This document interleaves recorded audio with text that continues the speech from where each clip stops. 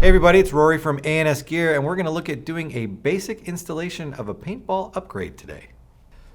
Okay, so we're looking at the T15 again, and we're going to do the Feedneck install. So if you are going to run a normal hopper on this, and you're not going to run the MagFed system, then you can do this upgrade to it. Well, I won't call it an upgrade. You can do this swap to it and get rid of the ejection port door here and put a Feedneck on there.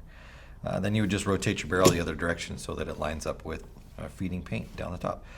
So first thing you need to do to get this off, you basically have to disassemble the front end of your gun to get this off of here, which is not that hard. It's pretty simple. So we're going to take our front shroud off again, so top and bottom. We're going to use the tool that came with the gun. Let's get the barrel out too for now. So your delta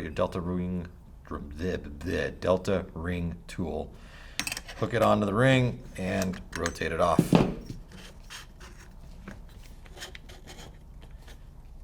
Nope, not enough.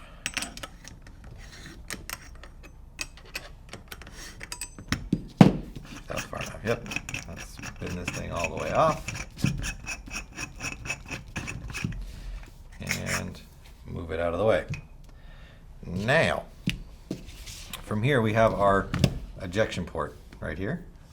You have, even though this is upside down, you have a long bar that runs from here all the way down to here. Okay. There's a spring in the middle right here, and this is the spring that keeps the door closed. We don't need that anymore. We're going to take the whole thing off. This thing doesn't need a spring to keep it shut. It has a latch right here to keep it shut, this latch. It'll hook into this slot that's right up here and latch in place. So we are just going to slide this pin out from this side right here, we're going to slide it this direction, this way. So we're going to slide from this side here.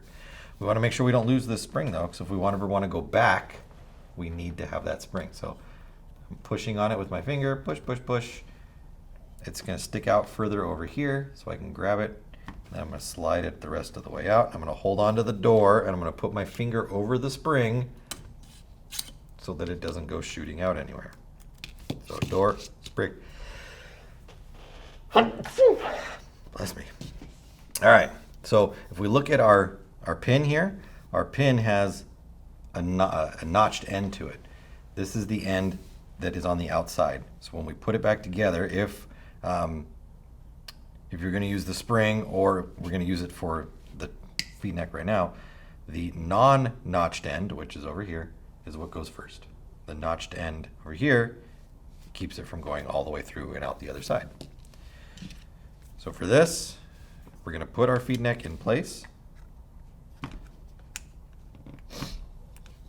And then I'm going to run the pin through. So I don't need to latch it down or anything. I'm just going to make sure the holes line up, slide it in all the way down, and then I can lock it into place.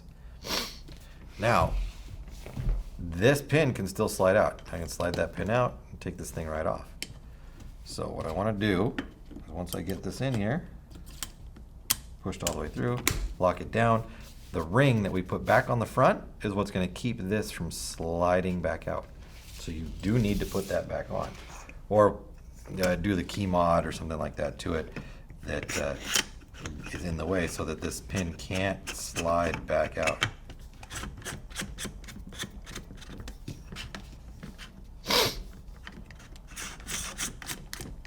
All right. Tighten that up. Now we would reassemble the rest of the gun. So we put our barrel back on.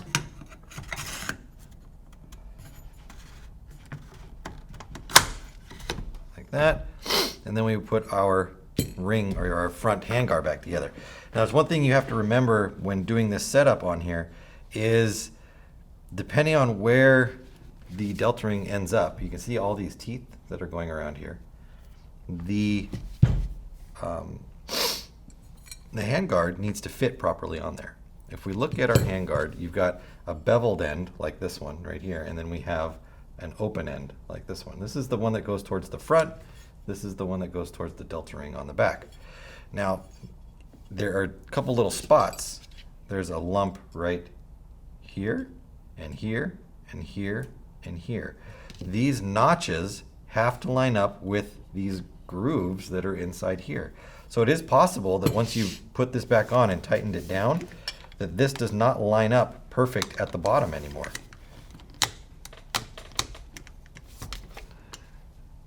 And if I look at this one, I got lucky. And it lines up in line with everything that's on here. I just got lucky. Normally, I tighten that thing down, and then I go to put this on, and it's like off. It's off angle right there. So I would need to either tighten this piece down a little bit further or loosen it up a little bit. I always want to try to go towards the tightening way, because if you loosen it, it's possible that it'll just become loose while you're playing, and then it will be flopping all over the place. That's no fun. Nobody likes a floppy handguard. Let's get our screws out. Sometimes I need to stand this up to do this.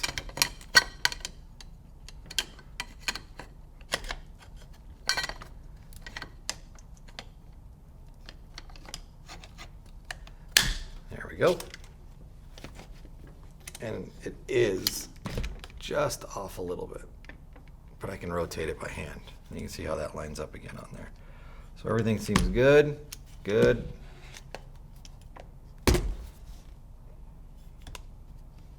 All right, and then we can put that together. Now I would run my screws back through the top. 1 and 2 and 3 and 4. Tighten everything down, and we'd be ready to go. And that would be the hopper adapter install on a T15. Well guys, I hope this helps you out with any questions or concerns you have about your paintball gear or products. And as always, for all your paintball needs, shop ansgear.com.